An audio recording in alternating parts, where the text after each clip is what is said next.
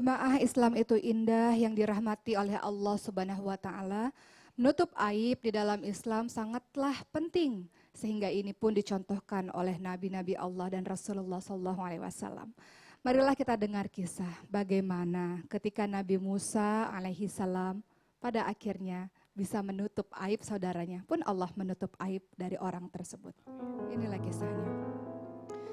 Nabi Musa alaihissalam memiliki kaum bernama kaum Bani Israel.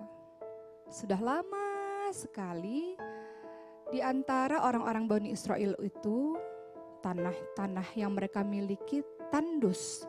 Tanaman-tanaman yang mereka miliki kering karena kemarau yang sangat panjang. Sehingga orang-orang Bani Israel mendesak Nabi Musa alaihissalam untuk berbicara kepada Allah agar segera diturunkan hujan karena mereka tidak sanggup dengan kemarau yang sangat panjang ini. Lalu kemudian Nabi Musa alaihi salam pun akhirnya memenuhi permintaan dari kaumnya.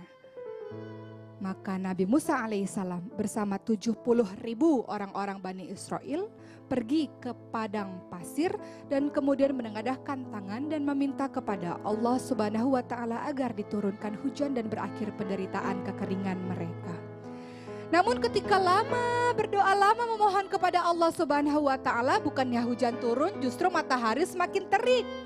Matahari semakin membakar kulit-kulit mereka sehingga mereka sangat kepanasan sekali. Lalu Nabi Musa alaihissalam pun bertanya-tanya dan bingung dengan keadaan seperti ini. Maka Allah Subhanahu wa taala yang memang berbicara dengan Nabi Musa dan Nabi Musa bisa berbicara dengan Allah Subhanahu wa taala. Allah mengatakan bahwa di antara 70.000 orang-orang yang bergabung dengan Nabi Musa alaihissalam di padang pasir itu, ada satu orang yang telah berbuat dosa selama 40 tahun. Orang yang berbuat dosa dan berbuat maksiat itu, yang hanya satu orang itu, yang menghalangi turunnya hujan untuk orang-orang Bani Israel. Maka Allah Subhanahu wa taala menyuruh Nabi Musa alaihissalam untuk mengeluarkan salah satu orang yang berada di antara kerumunan 70.000 orang itu keluar dari barisan agar hujan bisa turun, agar Allah Subhanahu wa taala mengabulkan doa-doa mereka. Lalu Nabi Musa alaihissalam pun berseru kepada 70.000 orang-orang Bani Israel dan mengatakan, di antara kalian ada orang yang berbuat dosa selama 40 tahun dan belum bertobat kepada Allah Subhanahu wa taala. Itulah yang menyebabkan Allah tidak menurunkan hujan kepada kita semua. Maka bagi kalian di antara 70.000 orang yang telah berbuat maksiat selama 40 tahun itu, silahkan kalian keluar dari kerumunan ini. Karena akibat perbuatanmu kita semua tidak mendapatkan hujan, kata Nabi Musa alaihissalam. Dari 70.000 orang itu, ada satu orang yang kemudian melirik ke kanan dan ke kiri. Ia melihat siapa yang pada akhirnya keluar dari barisan. Menyadari bahwa tidak ada seorang pun yang keluar dari barisan. Ia pun paham yang dimaksud oleh Allah dan Nabi Musa alaihissalam adalah dirinya sendiri.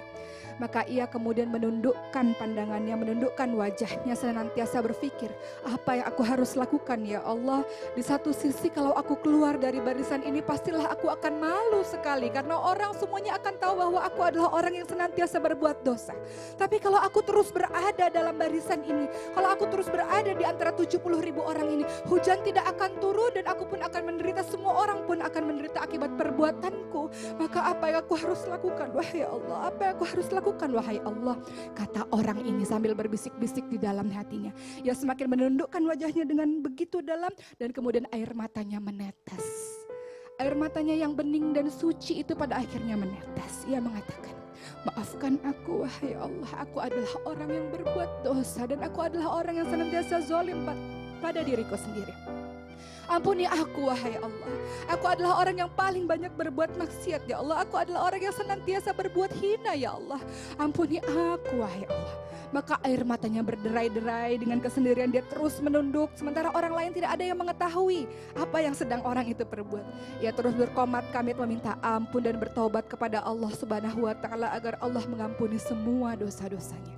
Maka Dikala sang pemuda itu sedang khusyuk dalam taubatnya kepada Allah dan mengakui kesalahannya dan merendahkan dirinya serendah-rendahnya di hadapan Allah Subhanahu wa taala, tiba-tiba yang tadinya matahari terik kemudian beralih, ada awan yang pada akhirnya mendung dan perlahan-lahan menurunkan hujan.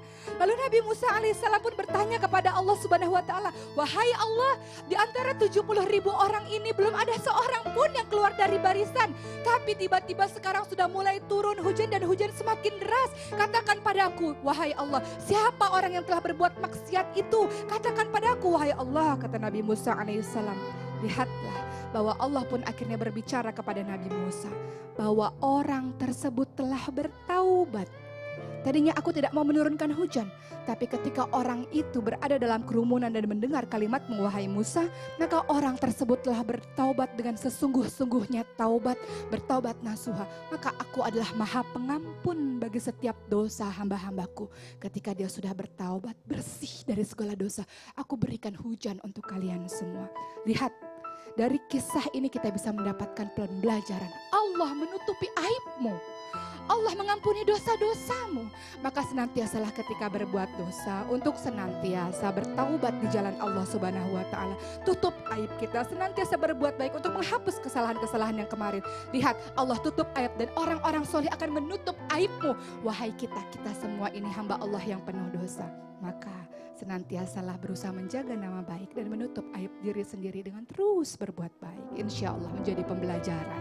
Amin, Masya Allah. Tepuk tangan lu dong Bu untuk kisah teladan yang disampaikan oleh Ustaz Zaki pada hari ini. Gini ya, karena baik buruk orang itu sebenarnya hanya Allah yang tahu. Betul. Dan kita kan tidak tahu apakah sudah diampuni oleh Allah atau tidak. Betul. Makanya kita jangan pernah menjelek-jelekkan orang karena Masya Allah. bisa jadi mulia di hadapan Allah. Betul. Aku ingat ada izin ya, aduh nanti aja ya.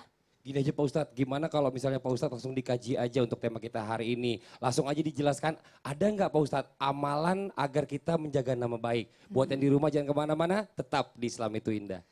Jamaah